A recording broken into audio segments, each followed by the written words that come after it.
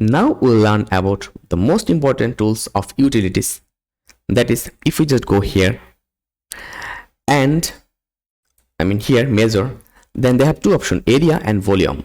Sometimes we need to know area and volumes of any materials or any section.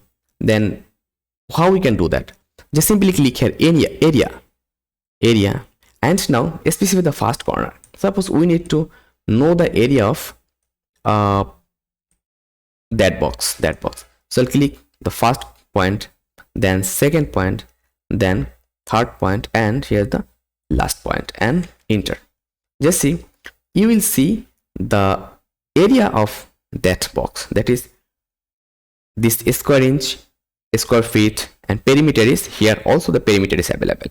So in this way you are able to find out area of any particular section or anything, and this will give you a good advantage to find out the area of any object.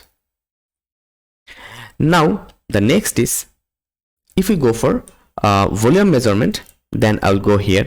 Then if I click volume, the same way we'll find out first point, second point, third point, and the fourth point. After that, enter, and now you have to provide the volume.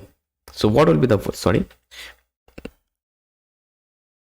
for volume, first point, next point, then next point, and next point.